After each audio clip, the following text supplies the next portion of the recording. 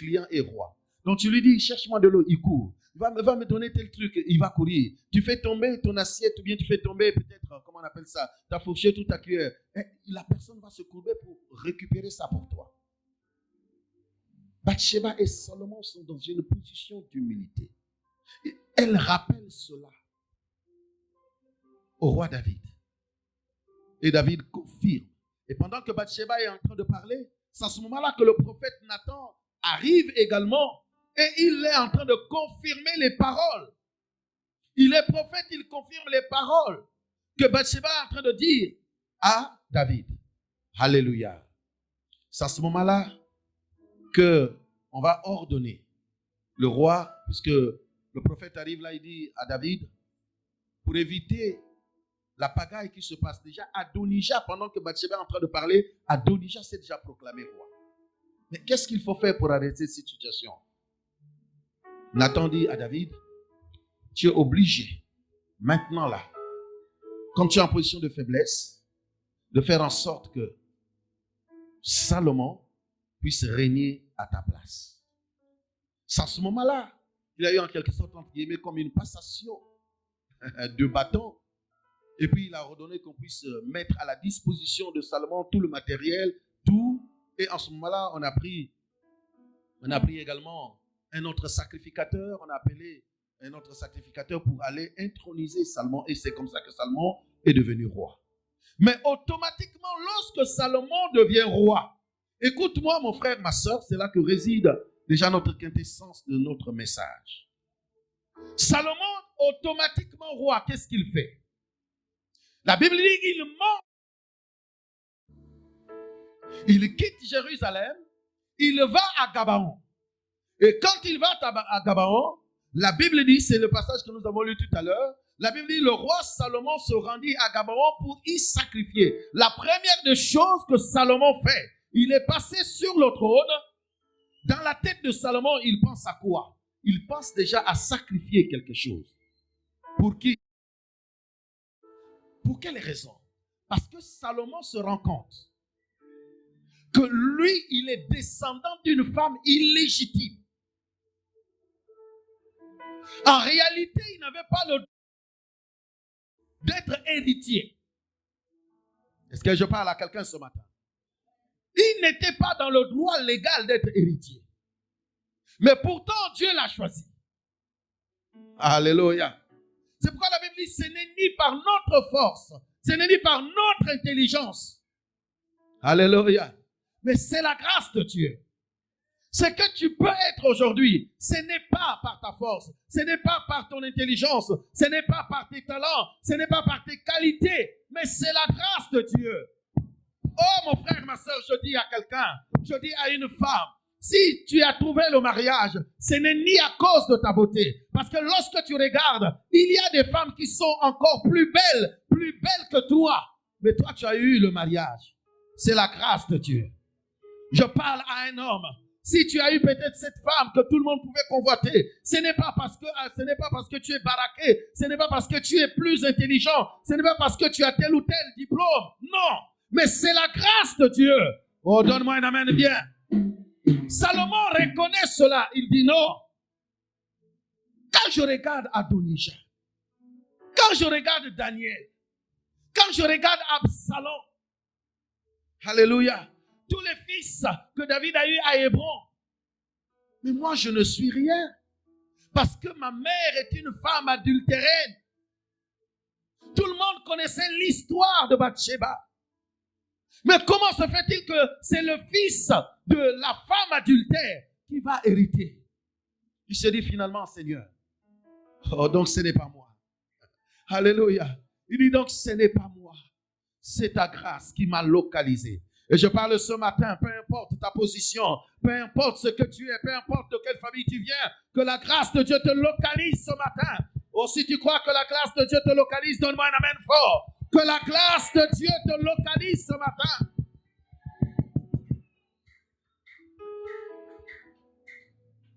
Il monte à Gabaon. Il va sacrifier. C'est-à-dire, il va faire un holocauste. Et pour ceux qui étaient là dans la semaine, je vous ai dit, il y a une différence entre l'offrande et l'holocauste. La particularité de l'offrande, c'est que l'offrande peut demeurer devant la face d'un homme. Mais la caractéristique réelle et fondamentale de l'holocauste, dont la racine vient de Allah. C'est pas Allah de Allah. L-A, accent circonflexe. Alléluia, ça n'a rien à voir avec ce que tu peux penser. Allah. Qui signifie quelque chose qui monte. Consumé entièrement et qui monte. Holocaustos. Parce que c'est consumé. C'est ça la particularité de l'Holocauste. L'Holocauste disparaît entièrement. Alors que l'offrande ne peut pas forcément disparaître. C'est-à-dire, l'Holocauste, quand ça disparaît, ce n'est plus à toi. Donc ça, pour quelqu'un d'autre, à qui on a fait ce sacrifice. Quelqu'un me suit ce matin. Alléluia. Il va pour faire le sacrifice. Et j'aime ce jeune homme parce que quand il fait le sacrifice, la Bible dit qu'il va offrir combien? 1000. Waouh. 1000 taureaux. Sur l'autel, il dresse un autel et il sacrifie, il offre à Dieu. Il sacrifie 1000. Donc je me rends bien compte que ce jour-là, quand il partait à Gabaon, quel genre de bruit il avait sur la route. Combien de bébés on pouvait entendre sur la route. Les bœufs qui pouvaient beuler quelque part. Alléluia. Il offre cela. Mais pourquoi il le fait? Pourquoi Dieu l'a choisi? Malgré ses origines. À cause de son cœur. À cause de son cœur que Dieu avait vu un cœur soupirant après lui. Un cœur qui soupire, c'est un cœur qui adore Dieu.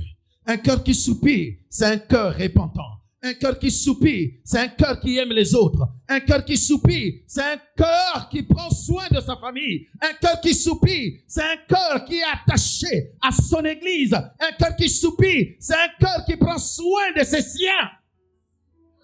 Est-ce que je parle à quelqu'un ce matin? Tu peux prier, tu peux, je ne sais pas, faire tout ce que tu faut. Mais lorsque tu n'as pas un cœur qui soupire, Dieu ne te regarde pas. Nous devrons arrêter d'avoir ces conceptions de foi relax, de penser que lorsque je viens à l'église, alors en ce moment-là, Dieu me voit. Tu peux être là présent à l'église, mais Dieu ne te voit pas. Mais Dieu est en train de voir quelqu'un au milieu de nous, parce que quand il regarde dans son cœur, c'est un cœur qui soupire. Oh, donne-moi un amen gentil. Alléluia. Regardez, ce ne sont pas forcément de fois tes origines. Non. Élie, le Tishbite, c'est un homme, c'est un prophète. Lorsqu'il arrive, la Bible dit qu'il sort d'un village, d'une petite bourgade, dont personne ne pouvait faire mention. Personne. Ce n'est pas parce que tu sors de telle ville ou de tel pays qui va faire que soit tu sois élevé, ou que les gens te considèrent, ou que les gens te rabaissent. Non. C'est ton cœur. Je dis à quelqu'un, c'est ton cœur. Dieu avait vu dans le cœur d'Élie, malgré ses modestes origines, Dieu avait vu que Élie avait un cœur qui était penché vers le peuple d'Israël. C'est-à-dire que toutefois que Élie dormait, toutefois que Élie pouvait aller quelque part prier, Élie n'avait qu'un seul fardeau, la responsabilité. Comment délivrer Israël de la main de ce couple funeste qu'on appelle Akab et Jézabel. C'était le mobile premier des prières d'Élie. Alléluia. Mais il arrive des moments, des fois tu peux venir à l'église. Des fois même ton église te dit rien du tout. Mais Élie était dans une nation d'Israël. Sa préoccupation, comment Israël doit sortir de l'emprise de la main d'Akab. Est-ce que toi, tu es né dans une famille? Tu es l'un des membres de ta famille.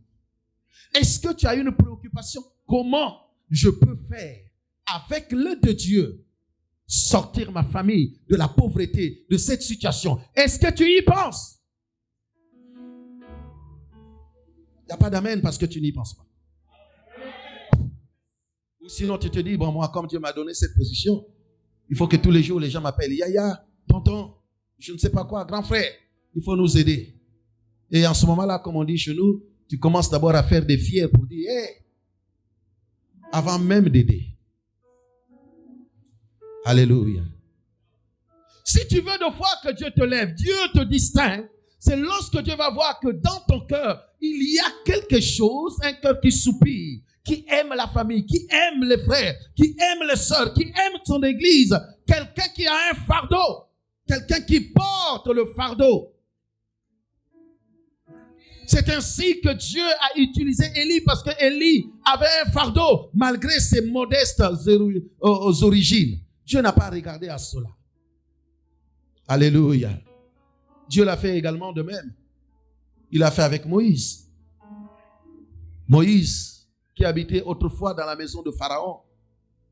Mais Moïse, il regardait son peuple en train de s'entretuer, son peuple en train d'être maltraité. Qu'est-ce que Moïse a fait? Ce jour-là, comme il avait la compassion, il avait l'amour pour ses frères, il a fini même par tuer un des Égyptiens. Je dis à quelqu'un, Moïse également était devenu exilé. Comme toi, tu es un exilé. Moïse était exilé pour une bonne cause. Et c'est vrai qu'il avait tué. Mais toi,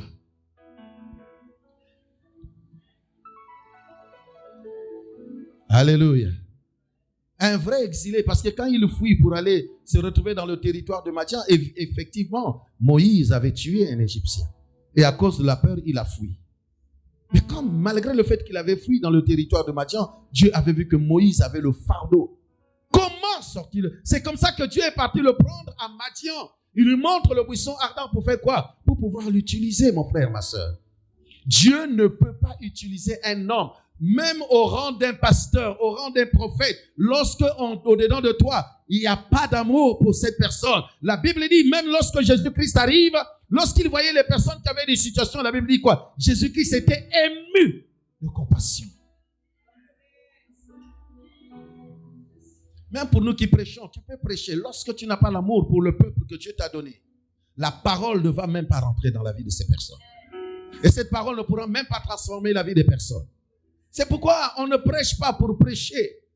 Alléluia. On ne cherche pas des formules, mais lorsque Dieu a vu que tu as un cœur, c'est-à-dire qui compatit avec les autres, même une parole simple va faire du bien à ces personnes. Est-ce que je parle à une personne ce matin? Et d'ailleurs, on ne peut pas faire du bien. Même tu peux faire du bien, mais lorsque tu n'as pas d'amour, le bien que tu fais, c'est multiplié par 0. Par contre, le peu de bien que tu peux faire à une personne, même à ta propre famille, lorsque ce bien est accompagné d'amour, le bien là va faire du bien dans ta famille. Alléluia. Alléluia. Salomon, il a régné pendant 40 ans. Pendant 40 ans, il a régné. Et on peut comparer, pendant qu'il a régné, ça dit qu'il a connu un règne de paix. Il n'avait pas demandé autre chose. Il a bâti un autel pour son Dieu. Parce qu'il connaissait ses origines, d'où il venait. Mais Dieu avait vu son cœur. Nous avons dit, notre thème ce matin, c'est le prophétique de l'autel au songe. Regardez. Salomon reçoit la visitation de Dieu après qu'il ait bâti un autel pour Dieu. Suis-moi maintenant, suis. Il reçoit la visitation de Dieu. Sauf que Dieu ne vient pas se présenter de la même manière comme Dieu s'était présenté à Abraham. Non.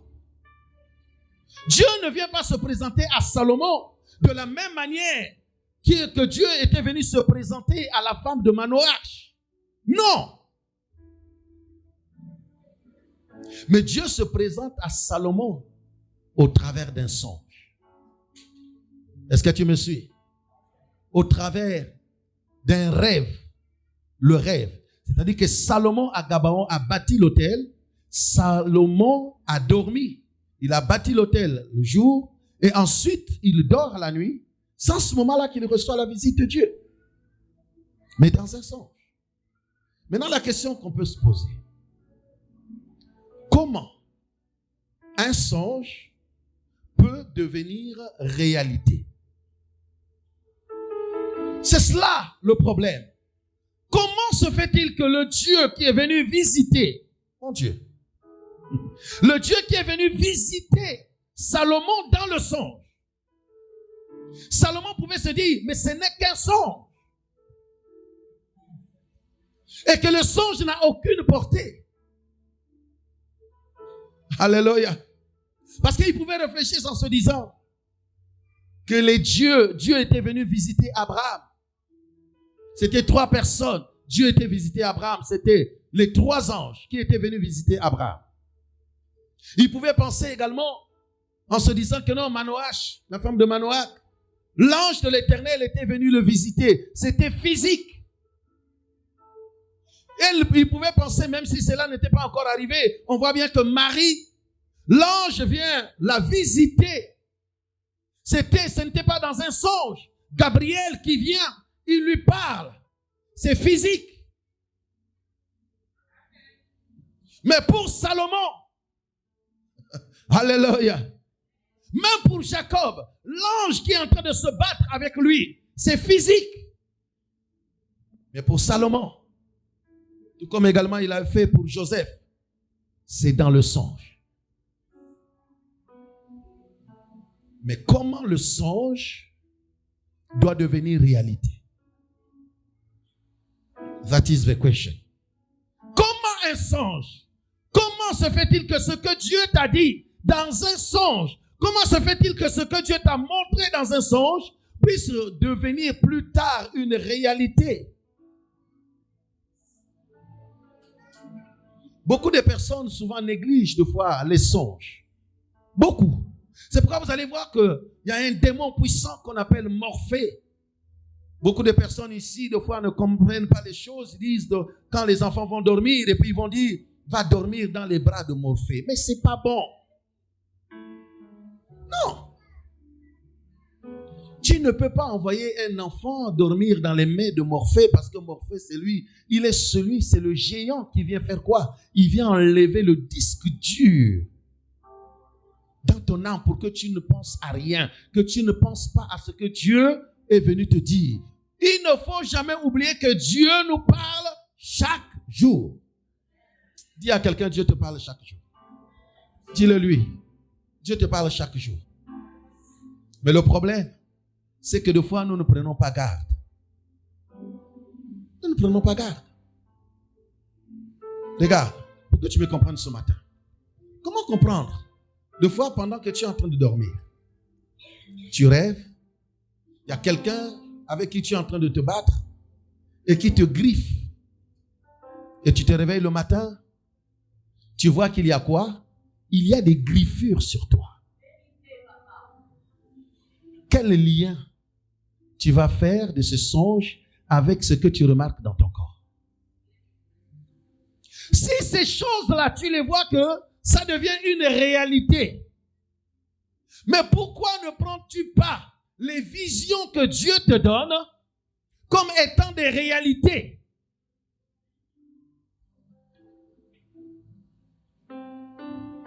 Je te pose la question ce matin. Pourquoi tu ne prends pas cela au sérieux? Pourquoi tu ne prends pas cela au sérieux? Un jour, un frère a rêvé que le matin, il devrait se lever et puis il devrait prendre sa voiture. Non, c'est sa femme qui avait fait le songe. Et qu'il devrait aller mourir. Il devrait faire un accident, mais un accident mortel. Sa femme lui dit, ne pars pas ce matin. Attends encore. Ne pars pas. Le monsieur, tellement qu'il était têtu, il se lève, malgré ce qu'on lui a dit. Il prend sa voiture, il part. Et Dieu devrait le faire comprendre que Dieu ne l'a pas voulu le tuer à l'instant même. Il est parti, évidemment, il a fait un accident. La voiture cabossée. Il est sorti de là, mais beaucoup blessé, mais il vivait encore. Et pendant qu'il vivait, sa femme vient lui rendre visite. Et sa femme lui dit, mais chérie, ne t'ai-je pas dit de ne pas partir? Même si c'était pour le travail, tu aurais dû rester. Parce que Dieu a parlé. Alléluia. Écoutez maintenant sa réponse sur son lit d'hôpital. Il était aux urgences. Il dit, ah, si je t'avais écouté. En ce moment-là, il avait déjà perdu ses 2 pieds, bien cassés. Il dit, si je t'avais écouté, je n'aurais pas dû perdre mes pieds. Mais là, mes pieds déjà sont perdus. Alléluia. Et il prend quand même le temps de signaler à sa famille que ma femme avait vu cela. Mais je n'ai pas écouté ma femme. Sa grande sœur était là, il signale à sa grande sœur. Dès qu'elle finit de parler, c'est en ce moment, dès qu'il a fini de parler, il rend l'ami meurt. Mais n'est-ce pas ce que sa femme avait vu la nuit? Est-ce que je parle à quelqu'un ce matin? N'est-ce pas ce qu'il avait vu la nuit? Et pourquoi il n'avait-il pas écouté? Nous sommes là. Nous ressemblons à ce genre de personnes. Dieu nous parle. La Bible dit, il nous parle tantôt d'une manière, tantôt d'une autre. Et généralement, Dieu aime nous parler dans les songes lorsque notre esprit devient un peu tranquille. Parce que le jour, dans la journée, nous sommes tellement préoccupés par beaucoup de choses. On cherche à manger, on doit chercher de l'argent et il y a des expressions qui viennent communément. Nous sommes venus pour se chercher. Mais continue à te chercher jusqu'à ce que tu vas continuer. Tu vas continuer à te chercher jusqu'au jour où tu vas te perdre. Parce qu'on ne cherche pas d'ailleurs quelque chose qui n'est pas perdu. Donc si tu continues à te chercher, c'est que déjà, tu es perdu. Non, quelqu'un ne me suit pas. Les gens disent, nous sommes venus se chercher. Si tu es venu te chercher, ça veut dire que tu es déjà à la base perdu. Alléluia. Donc même une fois, lorsque Dieu te parle, comme tu es venu te chercher, tu ne fais même cas de rien. Des fois, tu peux rencontrer les hommes ou les femmes de Dieu sur la route. Ils te parlent, tu dis, ah, laissez-moi avec... Moi, je suis venu me chercher. Ok, cherche-toi. Mais je n'ai jamais vu quelqu'un qui est perdu, qui se cherche soi-même. Mais c'est plutôt quelqu'un, lorsqu'il y a un disparu ou une disparue quelque part, ce sont d'autres personnes qui vont à la recherche de la perdue ou de la personne qui est perdue. Oh, donne-moi un amen bien. Donne-moi un amen gentil. Alléluia. Salomon offre un holocauste. Il offre des sacrifices à Dieu. Ce ne sont pas les moindres. Il offre des sacrifices parce qu'il sait mes origines. J'étais condamné par mes origines. Mais à cause de mes origines, je ne pouvais même pas être élevé au rang de roi. Mais le Dieu de mon père a permis que je devienne l'héritier du trône. Oh mon Dieu. Je n'ai pas d'autre chose à faire que de lui faire quoi? De lui offrir. Alléluia. Beaucoup de personnes même au milieu de nous. Le souffle de Dieu que nous avons, qui l'a mérité? Personne. Nous n'avons même pas mérité le souffle de vie. Mais personne d'entre nous ne peut penser, mais je n'ai pas mérité le souffle de vie. Ne fût-ce qu'à cause du souffle de vie. Seigneur, que je te rende même une action de grâce. Même si ce n'est pas une action de grâce par un acte, mais je peux même donner une action de grâce, ne fût-ce qu'en parole. En parole. Combien de personnes même dans l'église sont incapables de rendre même grâce à Dieu? En parole. Je ne parle pas en acte. En parole simplement. Incapable.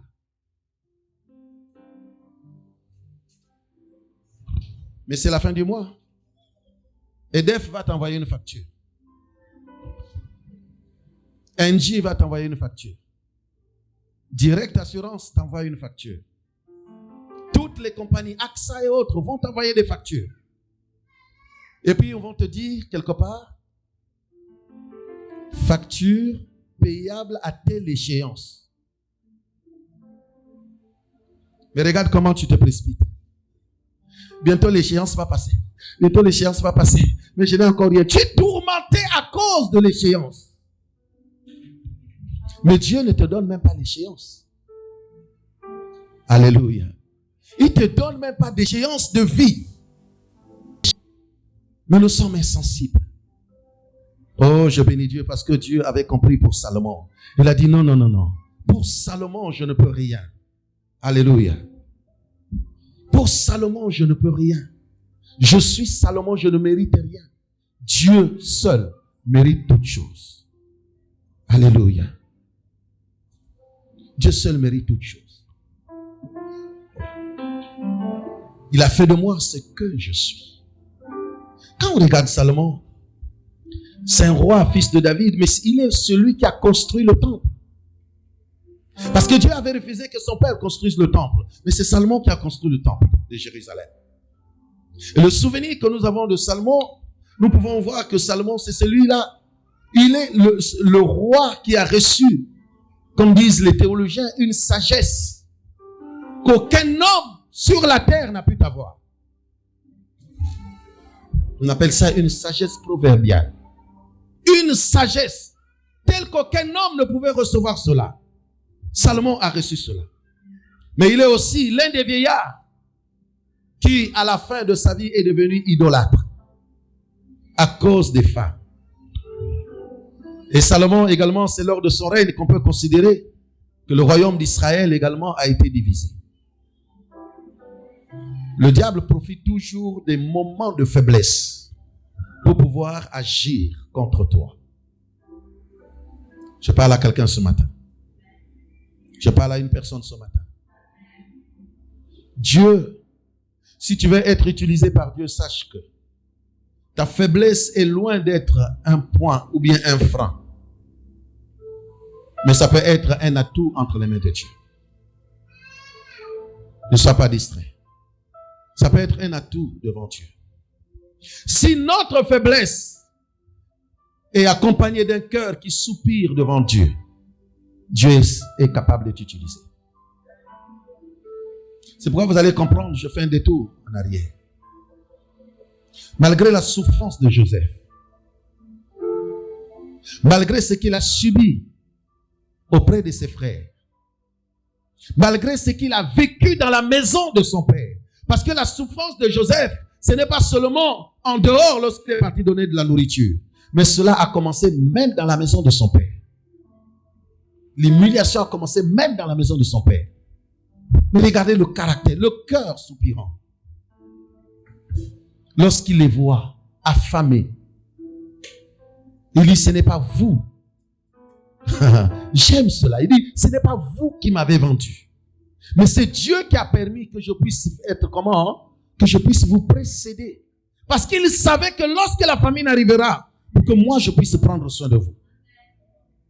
Mais imagine si c'était toi à la place de Joseph. Surtout les gens qui parlent lingala. Ils devraient dire, Bino Lissous. C'est-à-dire, vous encore, vous êtes venus jusqu'ici là. Ah, vous allez subir. Vous comprenez cela? Est-ce que vous comprenez cela? C'est pourquoi la haine ne paye pas. Je parle à quelqu'un, la haine ne paye pas. Si tu comprends ces choses, c'est pourquoi Jésus qui avait dit, prie même pour tes ennemis.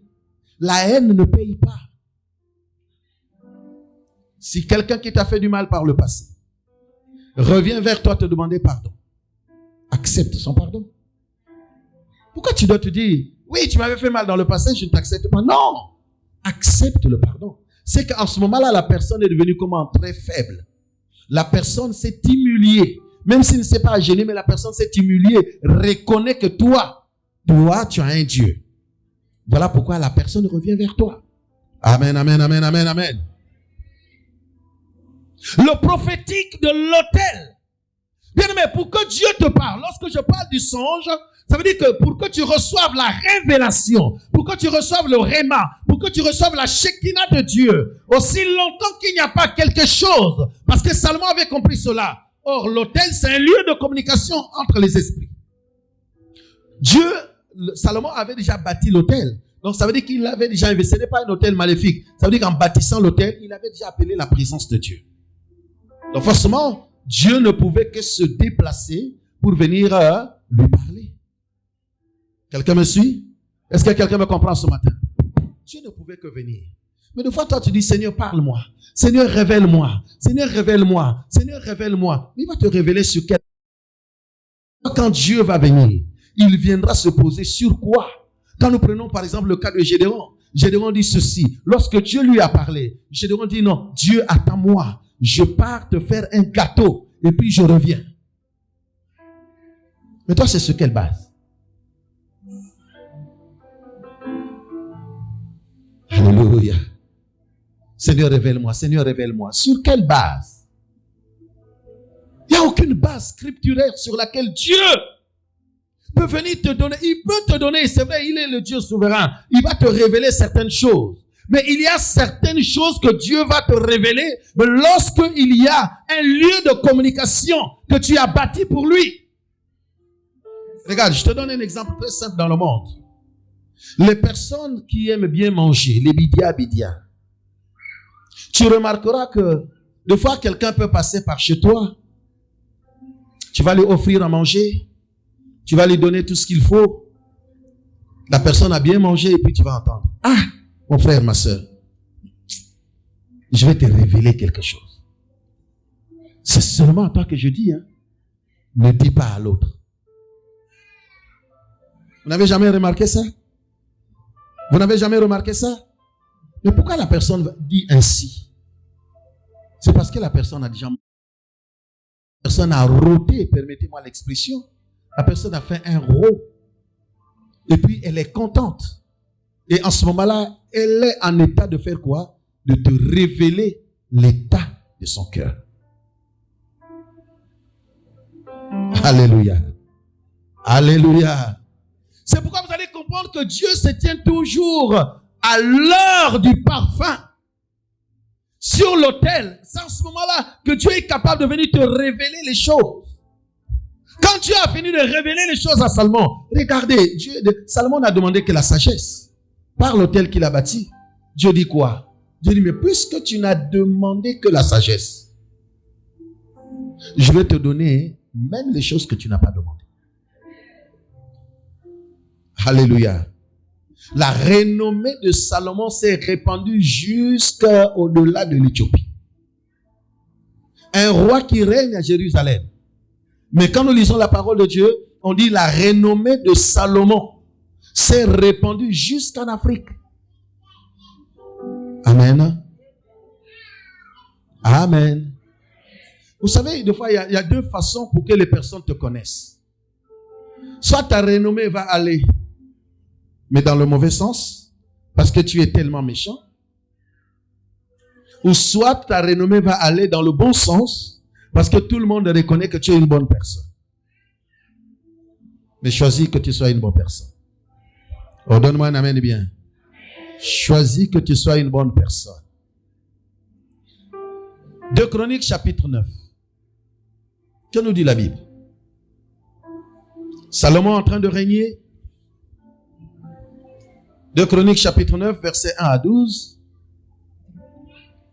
La reine de Séba apprit la renommée de Salomon et elle vint à Jérusalem pour l'éprouver par des énigmes.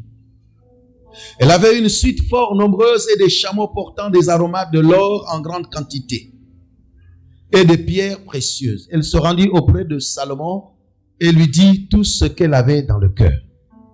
Je veux qu'on reste là d'abord. Je veux qu'on reste là. Écoute. On dit la reine de Saba a pris la renommée.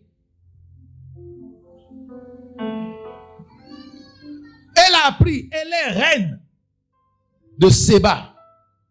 Elle quitte l'Éthiopie, elle fait un déplacement, elle va pour aller voir un roi qu'on appelle Salomon. Et la Bible dit que c'est pour l'éprouver de ses énigmes. C'est-à-dire qu'elle, en partant de là, elle va pour aller lui poser des questions afin de recevoir les réponses. Parce que tout le monde était en train de parler de Salomon. Salomon était un roi sage. Salomon est un roi qui offre beaucoup de sacrifices à Dieu. Il dit non, moi-même, je veux aller voir. Alléluia. Je veux aller voir. Vous savez, deux fois tu es là. Écoute-moi, mon frère, ma soeur. Beaucoup de personnes ont déjà entendu parler de toi. Beaucoup de personnes ont entendu déjà parler de toi. Toutes les personnes de foi qui s'approchent de toi ne signifie pas que ces personnes-là forcément t'aiment. Non. Mais ce sont des personnes qui ont entendu parler de toi et qui veulent, par leur propre expérience et par la relation rapprochée, ils veulent vérifier les informations qu'elles ont reçues de toi. Alléluia. Il y a des personnes, si on te dit que non, tu es dur de caractère, tu es comme ceci, un homme peut s'approcher de toi pour voir, je veux de cette femme-là. Mais bon, on m'a dit que c'est une femme tellement acariâtre, mais je veux quand même partir. Je veux voir comment elle va réagir. La personne arrive, tu connais, bonjour mon frère, bonjour. Elle a commencé à dire, ça confirme ce que j'avais entendu. Alléluia. Laisse que les personnes qui ont entendu, ces personnes te rapprochent. Qu'elles se fassent une autre idée. J'ai entendu parler, mais lorsque je suis arrivé, je trouve que non, même par rapport à ce que j'ai entendu, moi je viens encore découvrir même plus de bonnes choses, contrairement à ce que j'ai entendu. Parce que quand vous lisez l'histoire, comme le temps passe tellement vite, la Bible nous dit ceci, la reine de Séba, lorsqu'elle a entendu de la renommée de Salomon, que nous dit la Bible? Elle avait une suite fort nombreuse. Donc elle est partie avec toute une délégation. Mais elle n'est pas partie les mains vides, elle a amené quoi? Des aromates, de l'or, en grande quantité. Hey! Elle va voir qui? Elle va voir qui? La reine de Séba, reine, va voir un autre roi. Alléluia. Mais elle ne part pas. Je me suis posé la question, mais pourquoi elle a besoin des aromates, de l'or en grande quantité, des pierres précieuses pour amener à Salomon, puisque Salomon a toutes ces choses et ça dépasse même sa richesse, la richesse de la reine de Séba. Ça, c'est le raisonnement qu'ont beaucoup de personnes, beaucoup de chrétiens qui ne comprennent pas les principes de Dieu. La Bible déclare, il y en a des fois qui raisonnent, mais la Bible dit, l'or et l'argent appartiennent à Dieu. Mais comment se fait-il que Dieu demande encore de l'argent? Comment se fait-il que Dieu a besoin de mon argent alors que lui, l'or et l'argent lui appartiennent? Tu vois comment tu raisonnes? C'est souvent les chrétiens qui ne comprennent pas les principes bibliques et qui ne connaissent pas la parole de Dieu. Dieu, l'or et l'argent lui appartiennent. Mais en tant que roi, il a besoin de ce qu'il met entre tes mains. Là, il n'y a pas d'amen. Même quand tu ne dis pas un amen, les anges au ciel sont en train de donner un amen puissant. Alléluia. Regardez, le roi Salomon, la Bible dit, il est dans toute sa splendeur. Les richesses que Dieu a données à Salomon, la Bible dit, dans ce que nous avons lu, Dieu a dit à Salomon, aucun roi sur la terre ne sera comme toi. Ni même les rois qui t'ont précédé, même les autres rois qui viendront après toi. Personne ne sera comme toi, Salomon. Dans la renommée, dans la gloire, dans la richesse, aucun roi ne sera comme Salomon. Et jusqu'aujourd'hui, quand vous vérifiez, aucun roi, aucun président de la terre n'a dépassé Salomon. Alléluia. En richesse, en gloire, même en femme, aucune personne. Je dis même en femme. Alléluia. Non, mais personne n'a dépassé Salomon. Parce que Salomon n'avait qu'une seule femme. Je te choque ce matin. Voilà pourquoi je te dis, même en femme, parce que vous allez prendre un président de la République, il a une femme, il a un bureau quelque part. Vous prenez quelqu'un qu'on a élevé quelque part, il a une femme, il a deux bureaux quelque part. Mais Salomon n'avait qu'une seule. Oh, donne-moi un amen bien. Il y en a qui ne comprennent pas, ils disent, mais c'est pas possible. Mais n'est-ce pas qu'on nous a dit, il avait 300 femmes, 700 concubines. Mais voilà pourquoi je te dis, il n'avait qu'une seule femme. Nous sommes dans les prophétiques, n'est-ce pas? 1000, c'est un. Oh, est-ce que tu as compris? Est-ce que tu as compris? Frère, je ne te dis pas d'aller prendre 1000. Je te dis de prendre une seule. Parce qu'il y a des fois des païens qui disent, mais Salomon avait Salomon. Non, vous ne comprenez pas. Si tu lis les Écritures, je ne sais pas, en français ou en anglais, tu ne vas rien comprendre, tu vas être perdu. Il faut lire l'Écriture selon le Saint-Esprit. Salomon dit à quelqu'un, surtout tu es à côté d'un frère, dis-lui, Salomon n'avait qu'une seule femme.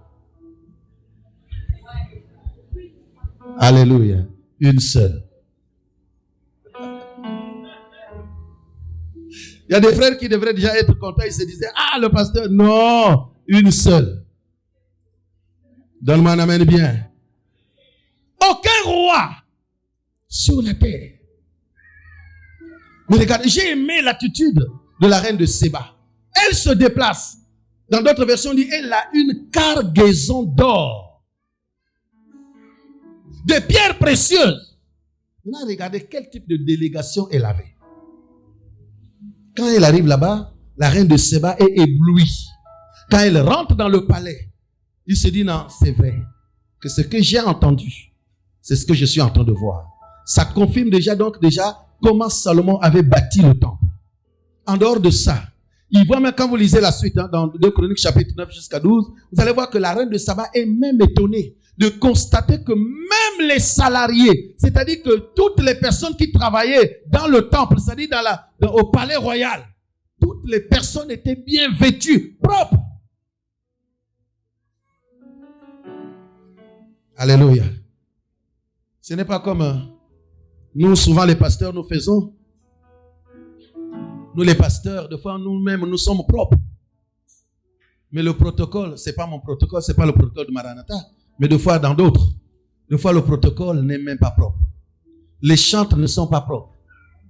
Les fidèles ne sont pas propres.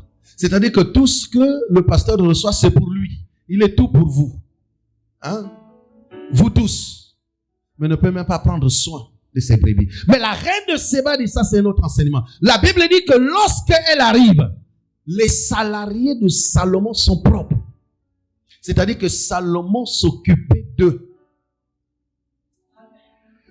Quelqu'un me suit? Il s'occupait de ces personnes-là. Même celui qui pouvait apporter le courrier. Bien vêtu, bien propre. Alléluia.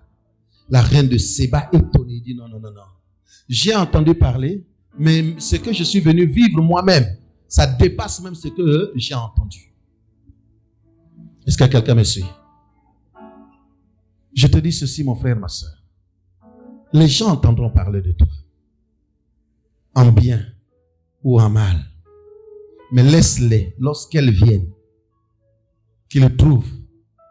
Si c'est en bien, qu'ils trouvent le plus de ce qu'ils ont entendu en bien de toi. S'ils ont entendu en mal, de grâce, qu'ils soient confondus, qu'ils ne viennent pas trouver ce qu'ils ont entendu, mais qu'ils viennent trouver le bien au-dedans de toi. Et qu'ils se disent, mais c'est pas possible. Mais ce que j'avais entendu, c'est ça, mais je viens trouver le contraire. Alléluia. La Bible dit, il y a un passage qui me vient à l'esprit, la Bible dit, on vous accusera de tout, mais qu'on ne trouve pas en toi les choses pour lesquelles, quelqu'un peut compléter? Tu es comment, hein? Accusé. Alléluia. Alléluia. Un jour, il y a une femme, tout le monde l'a qualifiée de femme bizarre, de femme impudique, de femme ceci. Mais les gens avaient oublié que cette femme-là avait déjà changé depuis la nuit des temps. Et puis un monsieur voulait l'épouser. Ce jour-là, tout le village s'est levé en disant, hey, tu vas vers cette femme-là. Oh, mais elle. Tout le monde disait ça. Elle. Le monsieur s'est obstiné en disant, moi, dans ce village-là, je n'ai vu qu'elle. J'y vais. Je ne vais pas automatiquement lui poser le problème, mais je vais essayer juste de la fréquenter. Elle a commencé à l'aborder au fur et à mesure. Et comme toujours, il y a toujours des jeunes hommes qui passaient toujours pour essayer un peu toujours de la dénigrer. Quand il passait, chacun venait poser son problème. La femme disait toujours non. Je ne suis plus celle que vous avez connue par le passé. Elle disait non. 1 an est passé, 2 ans est passé, 3 ans. Le même monsieur qui voulait d'elle est resté pendant 3 ans en train de regarder les faits et gestes de cette femme. Pendant 3 ans, il s'est rendu compte que cette femme-là n'avait personne et n'avait accepté aucun jeune du village. Et cela avait fait quoi? Ça confortait son point de vue, se disant, mais finalement, ce que j'avais entendu, ce n'était pas ça. Finalement, c'est une femme bien. C'est une femme qui craint Dieu. Donc, en ce moment-là, je peux faire quoi? Je peux l'épouser. Alléluia. Alléluia. Laisse que les gens entendent parler de toi, mais lorsqu'elles viennent vers toi, qu'ils ne trouvent pas ce qu'ils ont entendu parler. Parce que n'oublie pas que la réputation précède toujours. Tu peux être ici, deux fois ta réputation est déjà en Afrique. Tu te poses des questions. Faut pas être étonné, deux fois tu peux arriver quelque part, tu dis, ah, moi je suis intelligent. Ah, c'est toi. Pourquoi les gens disent ça? C'est parce que ta réputation t'a précédé. Alléluia. Alléluia. Lève-toi ce matin. Je voulais nous exhorter au travers de ces mots. Le choix que Dieu porte sur toi, ce n'est pas au travers de tes origines, mais c'est parce que Dieu voit au travers de toi un cœur qui soupire. Un cœur, ce cœur, soupirant après lui. Alléluia. Alléluia. Si tu as compris mon message ce matin d'exhortation, je voulais te parler à cœur ouvert pour que tu comprennes. Et pendant tout ce mois, nous avons prié. Nous avons renversé les autels. J'espère que les autels de nos familles sont renversés. Mais lorsqu'un autel est renversé, il ne faut jamais laisser le vide. Parce que quand il y a un vide, la nature a horreur du vide. Donc je dis la nature a horreur du vide. Lorsque tu as renversé un autel ou des autels, parce que je vais te faire signifier ceci. Dans nos familles, c'est de là de fois que beaucoup de personnes confondent. Il n'y a pas seulement un seul autel, mais il y a des autels. Mais il n'y a qu'un seul autel de Dieu. Parce qu'il n'y a pas plusieurs dieux, il n'y a qu'un seul Dieu. Mais dans nos familles, il y a plusieurs autels. Il y a des autels de célibat. Il y a les autels de la pauvreté. Il y a les autels de maladie. Il y a des autels de la sécheresse. Il y a des autels anti-percés. Il y a des autels de stagnation où des gens ont été condamnés pour tourner en rond. Donc quand on te demande de renverser les autels, ne te dis pas oui, j'ai renversé celui du célibat. Si tu as renversé celui du célibat, c'est bien.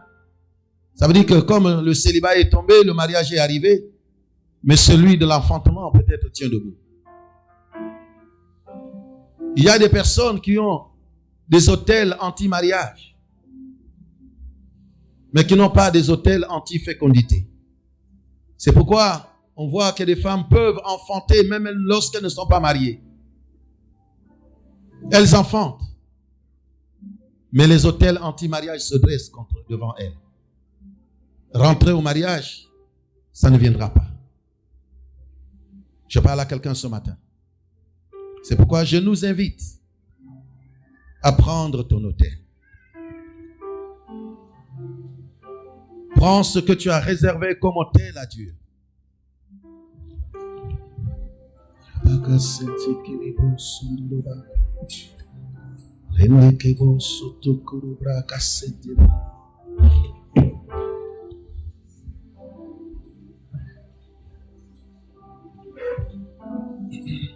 Prends ton autel. Il y a des personnes qui n'ont jamais été là depuis la semaine, donc il y en a qui ne comprennent pas exactement ce que nous allons poser ce matin comme acte. Mosika na yo. Alléluia.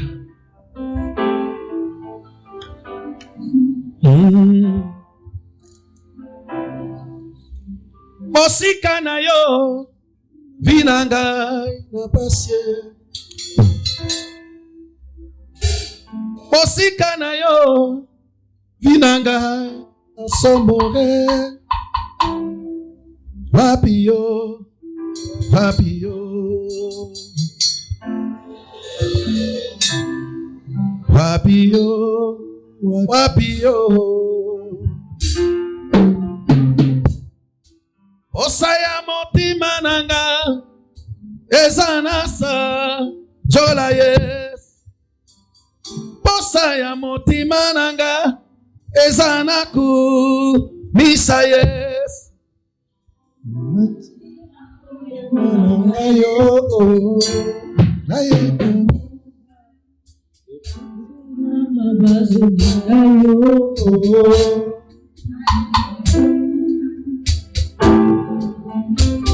Alléluia. Je vais inviter les hommes de Dieu à passer devant. Les pasteurs, les prophètes, nous sommes devant. Tu vas prendre ton offrande. Tu vas prendre ton sacrifice. Prends ton sacrifice avec toi. Je veux signaler, comme nous prions pour les familles, le sacrifice que tu donnes, ce n'est pas seulement pour toi, mais c'est aussi pour ta famille. Alors ne donne pas un sacrifice sans nom. Mets le nom de ta famille dessus. Parce que le service ne s'arrête pas seulement aujourd'hui. Il y aura une équipe qui, après ce service, continuera à prier pour que les choses se décantent définitivement dans votre famille. Cela veut dire, mets le nom sur ton enveloppe. Écris le nom. Mets le nom de ta famille.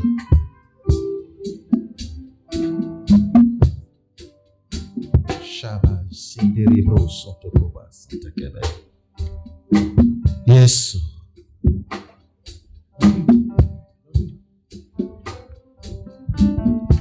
Prends ton autel. Nous avons déjà renversé. Pardon. Nous avons renversé. Aujourd'hui, nous voulons bâtir. Prends ta famille avec toi, là où tu es. Reste ensemble avec ta famille, sauf les chantres. Vous qui êtes dans la foule, tu restes avec ta famille ensemble. Je te prie ce matin, par les compassions de Christ. Je sais que vous êtes assis ensemble. Si vous n'êtes pas ensemble, retrouve le membre de ta famille. Retrouve le membre, retrouve les autres. Soyez-en ensemble, retrouve les autres. Retrouve les autres. Laetitia, maman est là-bas. Laetitia Dakana, rejoins ta maman.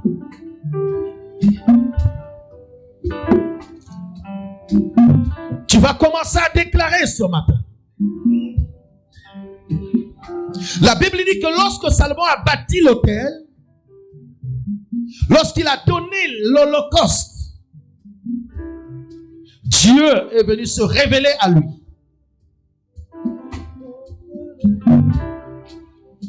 Aujourd'hui, c'est le moment où Dieu doit se révéler à toi, à ta famille. Il est capable de te montrer le pourquoi de la situation. Il est capable de te montrer le pourquoi les choses retardent.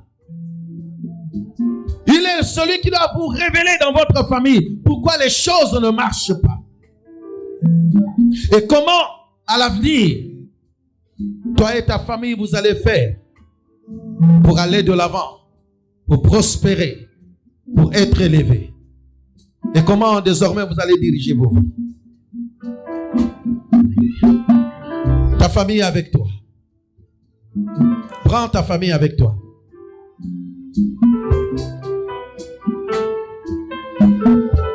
Les yeux fermés, commence à parler. Avant que je ne t'invite ce matin. Commence à déclarer. Commence à déclarer. Parle. Parle à ton Dieu.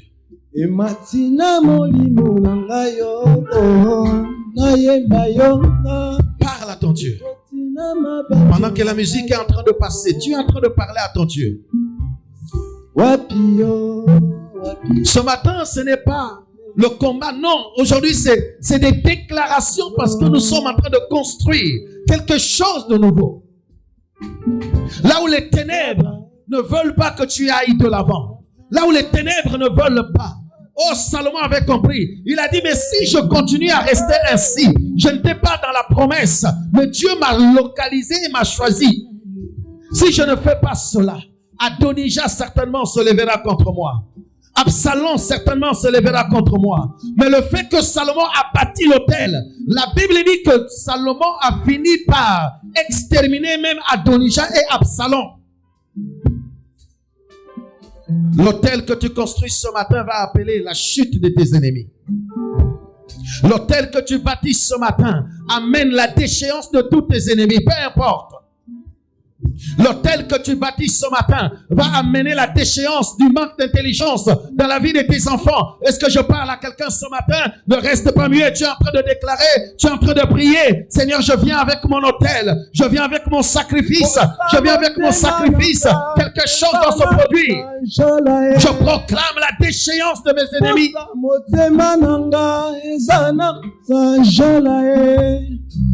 Ematina molimo nangayo ekotina mabanzo nangayo. Écoute, on va mettre la musique parce qu'il y a des personnes qui se cachent derrière la musique.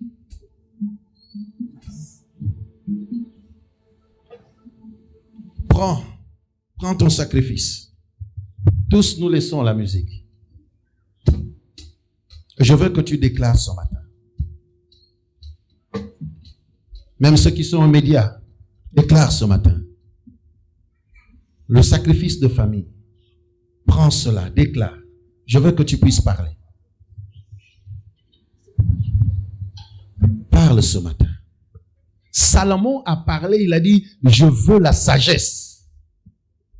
Après avoir donné son sacrifice, toi que veux-tu?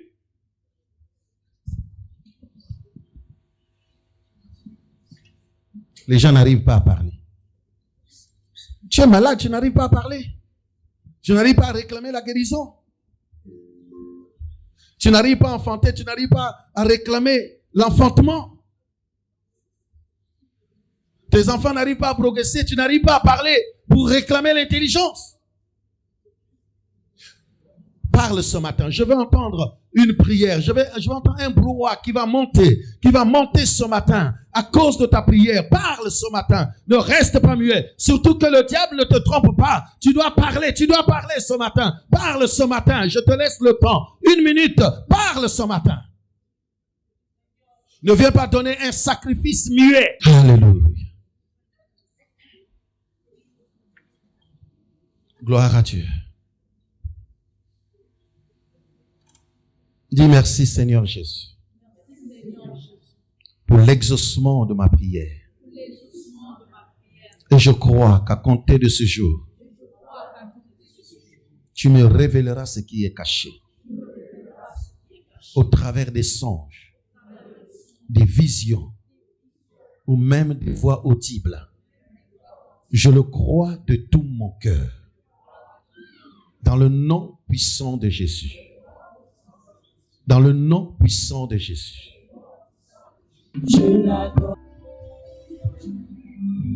Bien-aimé, il y a une autre dimension que Salomon a compris.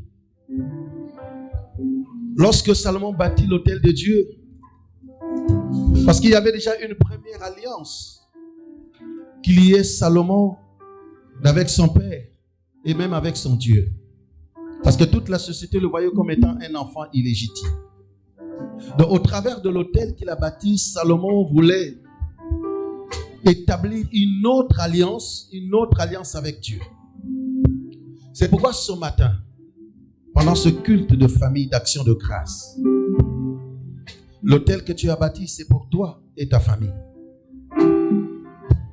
Ce n'est pas une sainte scène ordinaire, mais c'est une sainte scène de rétablissement de l'alliance. C'est-à-dire que peu importe tes origines, pour que Dieu puisse te requalifier, pour que Dieu puisse te repositionner et désormais travailler avec toi pour que la situation de ta famille change, alors nous avons besoin de rétablir une nouvelle alliance avec Dieu. C'est pourquoi nous allons inviter en famille et nous allons toujours procéder également en famille.